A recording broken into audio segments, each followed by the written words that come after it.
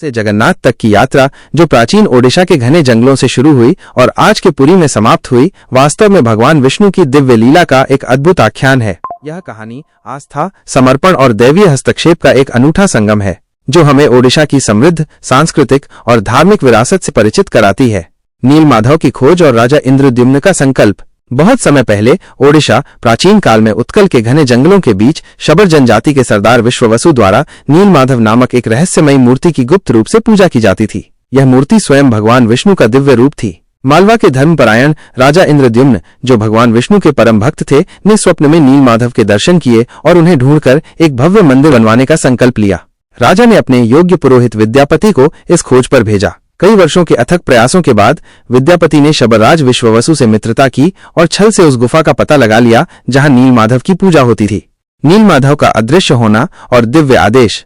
जब राजा इंद्रद्युम्न स्वयं उस स्थान पर पहुंचे तो उन्हें निराशा हुई, क्योंकि नीलमाधव वहां से गायब हो चुके थे। दुखी राजा को उसी रात भगवान विष्णु ने स्वप्न में दर्शन दिए और उन्हें पुरी, जो तब समुद्र के किनारे का एक पवित्र क्षेत्र था, में एक भव्य मंदिर बनवाने का आदेश दिया। भगवान ने यह भी बताया कि कुछ वर्षों में समुद्र तट पर एक पवित्र नीम का पेड़ दारू ब्रह्म बहकर आएगा और उसी लकड़ी से भगवान जगन्नाथ, बलभद्र और सुभद्रा की मूर्तियां बनाई जाएंगी।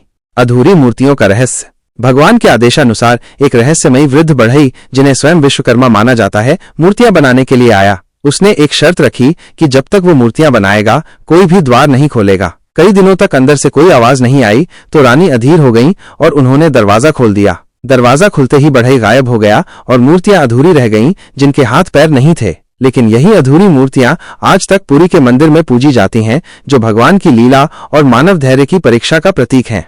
जगन्नाथ मंदिर का निर्माण और अद्भुत रहस्य। इसके बाद राजा इंद्रद्युम्न ने एक भव्य मंदिर का निर्माण करवाया, जिसका बाद में 12वीं शताब्दी में राजा अनंतवर्मन चोडगंग द्वारा पुनर्निर्माण किया गया। ये मंदिर कटक की गंगा वंश की राजधानी का आध्यात्मिक केंद्र बन गया। जगन्नाथ पुरी मंदिर से जुड़े कुछ अद्भुत रहस्य आज भी भक्तों और शोधकर्ताओं को विस्मित करते हैं। ध्वज की दिशा। मंदिर का ध्वज हवा के विपरीत दिशा में लहराता है, जो एक रहस्यमय घटना है। अखंड अन्न। मंदिर की रसोई में प्रतिदिन लाखों भक्तों के लिए खाना बनता है, फिर भी अन्न कभी कम नहीं होता, जो दैवीय कृपा का प्रतीक माना जाता है। रथ यात्रा। रथ यात्रा के दौरान यह आस्था है कि भगवान स्वयं भक्तों के साथ चलते हैं। यह सिर्फ एक परंपरा नहीं, बल्कि पुरी की आत्मा है, जो लाखों